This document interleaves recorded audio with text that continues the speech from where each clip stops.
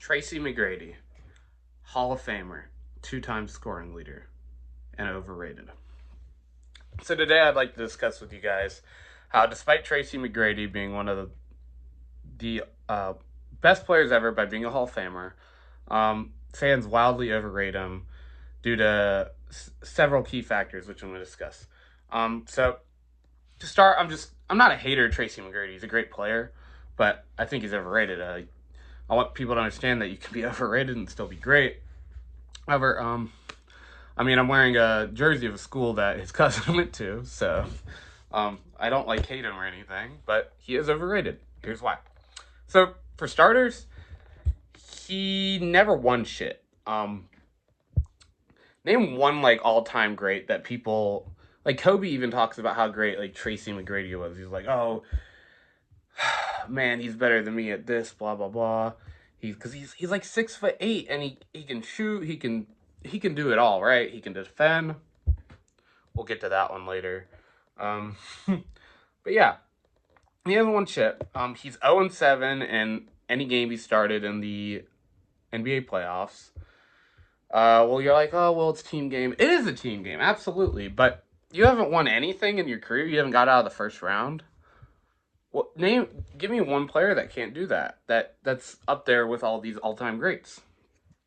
I can't do it certainly. Yeah, like even Joel Embiid, known like choker.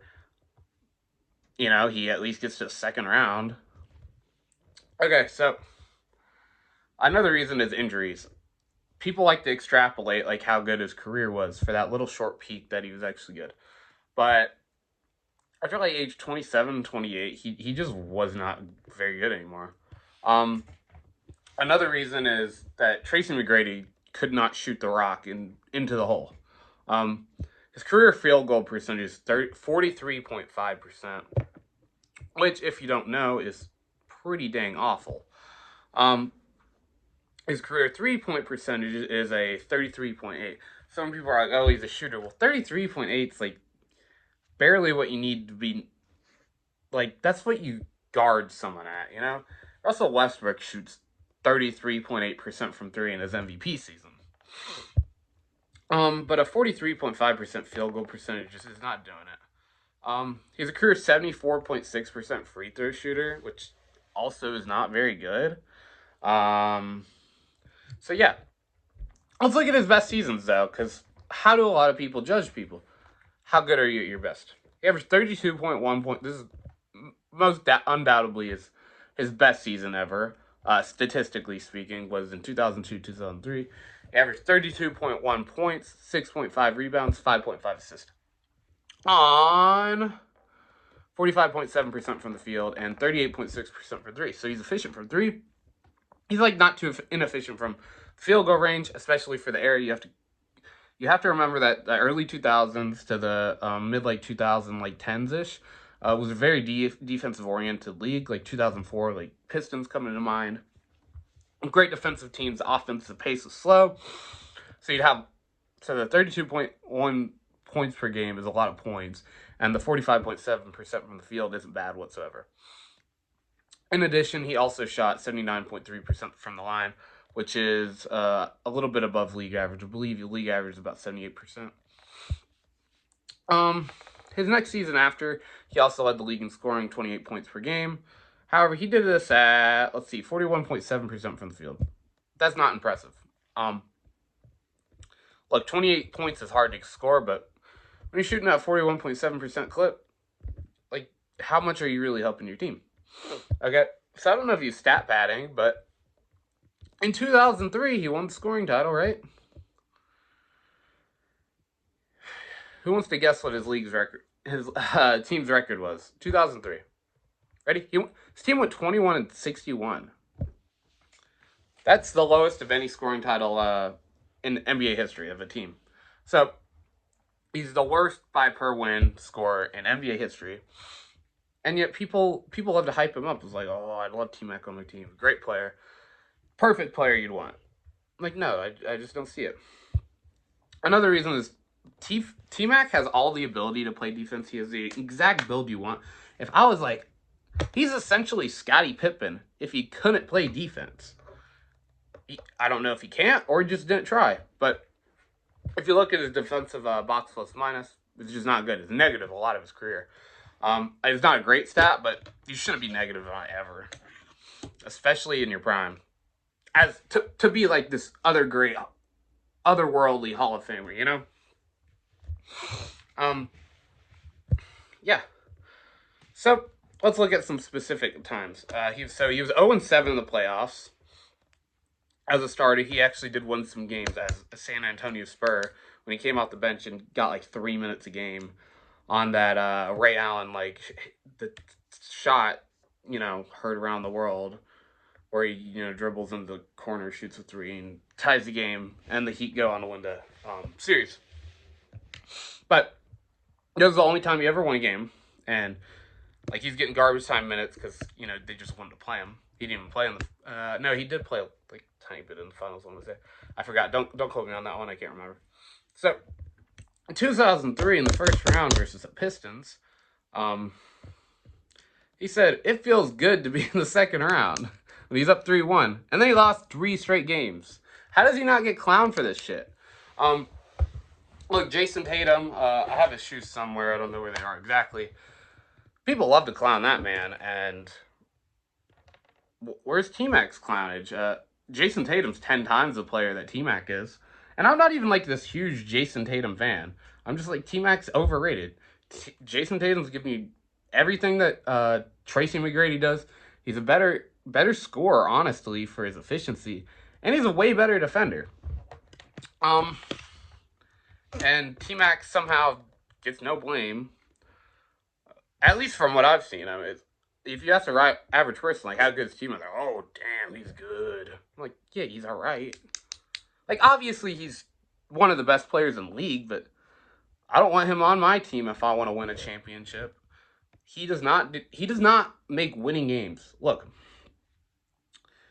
a lot of people call him like James Harden, Chris Paul, and like Russell Westbrook and stuff for choking and not ever winning. But they at least can make the playoffs and get out of a round.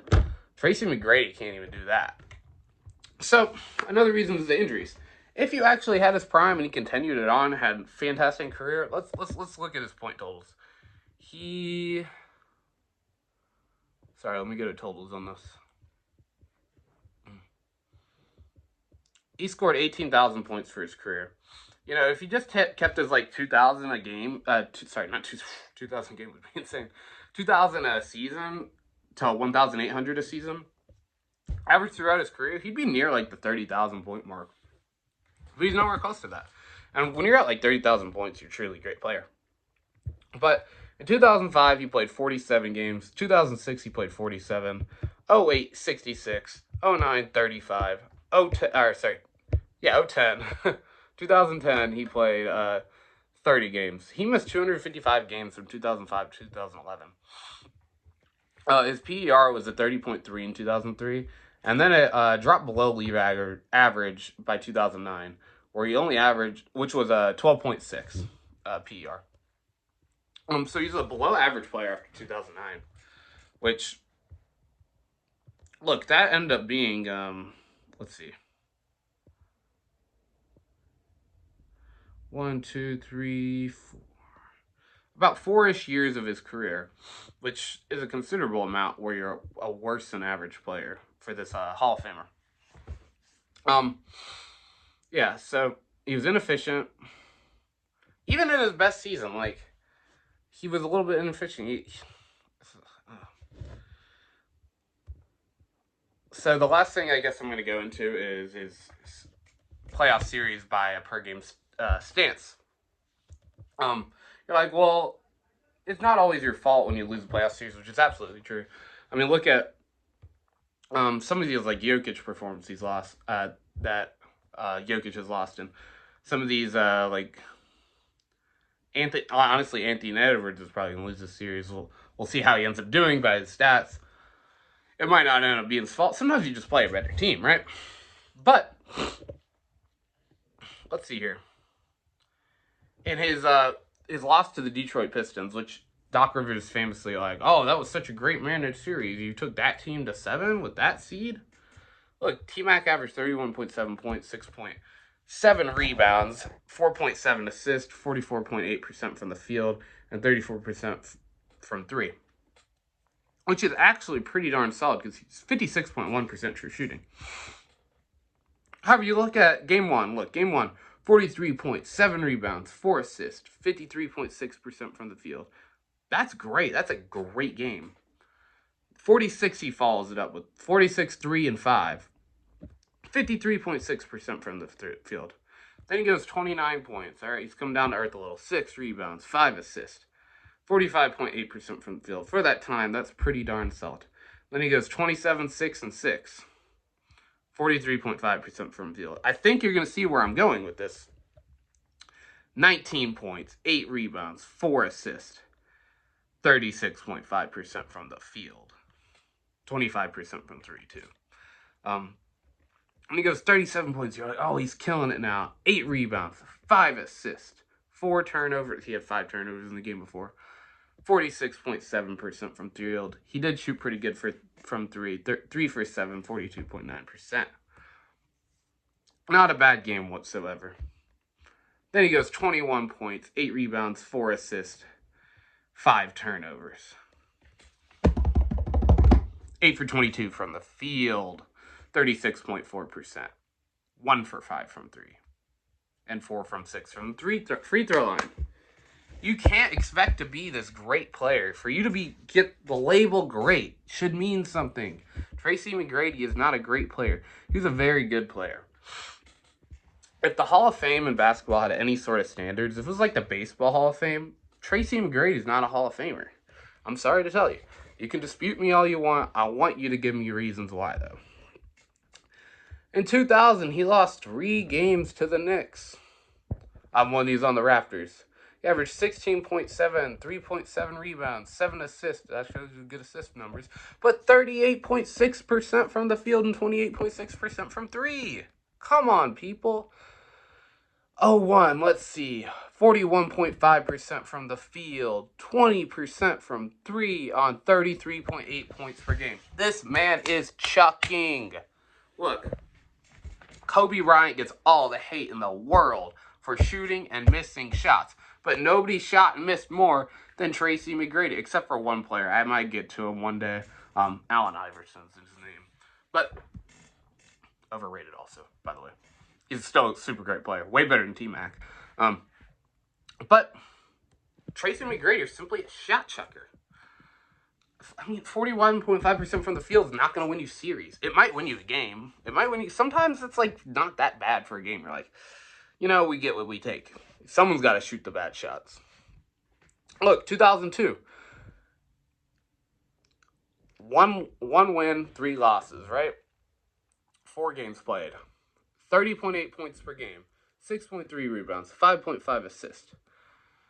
46.2% from the field and 31.3% from the field. This wouldn't even be that bad if he could hit a 3. You could say, like, this loss isn't really on him, but at the same time, when it's a consistent pattern, you might be the problem. 0-3 against those Detroit Pistons, 31.7%. 31.7 points per game, 6.7 rebounds, 4.7 assists, 2 steals a game, which is actually pretty solid. Very solid, I would say. 3.7 turnovers a game. 44.8% from the field, and 34% from the 3. He played well enough to win this series, but those last games down the stretch, when you want to talk all that smack, he did not. Sorry to tell you. Let's see how he did on Houston against Dallas. He took him to 7. You ready for this? 30.7 points per game, 7.4 rebounds, 6.7 assists, 45.6% from the field. Like, he could score. The man could score like no other. But he took his shots to get there. Let's see again. Utah, 3-4 he went. It took him to 7 games. 25.3 points per game. About 6 rebounds, 7 assists. 39.4% from the field. 25% from 3. 73.7% from the free throw line. At what point, I'm just going to go the rest of his series. I'm just going to list his field goal percentage. Actually, those are on the Spurs. He didn't even, take shots. He doesn't even have them. So, his last one was with Atlanta and Boston, where he shot 38.5% from the field. He was a bench player at that point. It was 2012, so nobody really cares. I'm not even going to get into that. That's not fair to him. But, because he played 4.2 minutes a game. So, look. At what point are you going to have a good series? At some point, I want to see 50% from the field, right? Do you even break that once? No. It's a small sample size, too. Like, you should be able to have a killer series. One killer series. If you look at like a Kobe Bryant, a James Harden, a Russell Westbrook, a Shaquille O'Neal, well, he's a center, so that's not really fair. A Trey Young, a Jordan Poole, even. Do you think Jordan Poole is better than Tracy McGrady? I don't, but he'll have a better series than Tracy McGrady had for his entire career. It's you gotta have. Give me one good series for me to call you a great player. At least get out of the first round.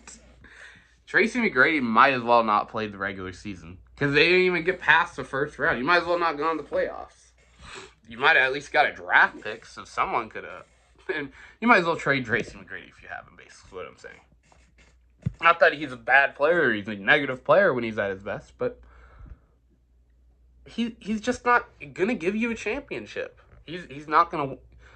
He cannot be the best player on your best team. He averaged more turnovers per game than he did in the regular season, all that stuff. So, with that being said... I forgot what I was going to say.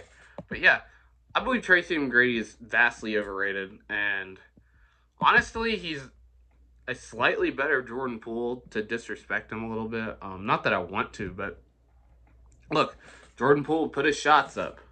He would shot chuck. He'd get his points. He won a championship at least. He wasn't the best player. It's not fair to Tracy McGrady. I bet you if you put him on that Warriors team, they also win an NBA championship. But he proved he can be efficient. It's not like Tracy McGrady ever had bad teams. He had one of the best starts in NBA history with his Yao Ming Rockets. They always end up facing injuries because the story of Tracy McGrady's career is the man who couldn't stay healthy. If he could stay healthy, I'd get rid of this, he's overrated title. But he couldn't seem to do that. Once he hit that 47 game mark, his games dropped down significantly. With that being said, the final point I'm going to make is Tracy McGrady almost chose an active decision to be inefficient. The analytics weren't as strong back then, obviously, but he took the worst shots you've ever seen in your life. He took tougher shots than Kobe Bryant. Kobe Bryant even hit them at above league average when he played.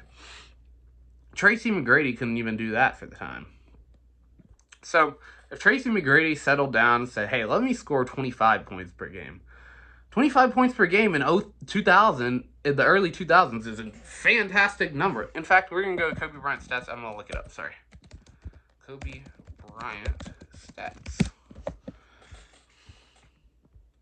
One of the best players ever, Kobe Bryant, known for his inefficiency by people. People say he's also one of the most overrated players ever.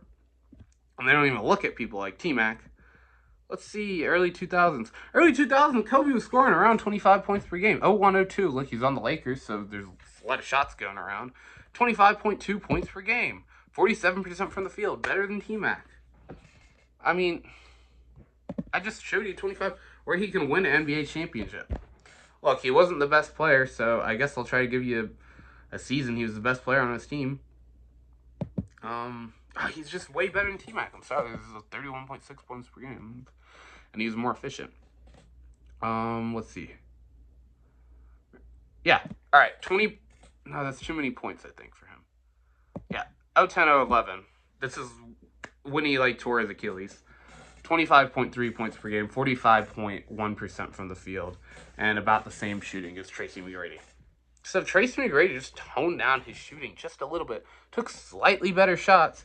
He could get his efficiency up, help his team win more games, and ultimately probably make it out of the first round. So I guess let me know your thoughts on this. I don't really feel too passionately about this, but I was just thinking, I was like, who's an overrated basketball player? The answer to that question is Tracy McGrady. Honestly, your cousin's a little overrated too.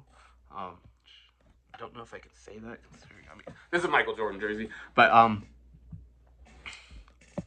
I am a UNC fan. So we'll keep that one under wraps. I won't make a video on that one. But Tracy McGrady is a little bit overrated. Let me know your thoughts.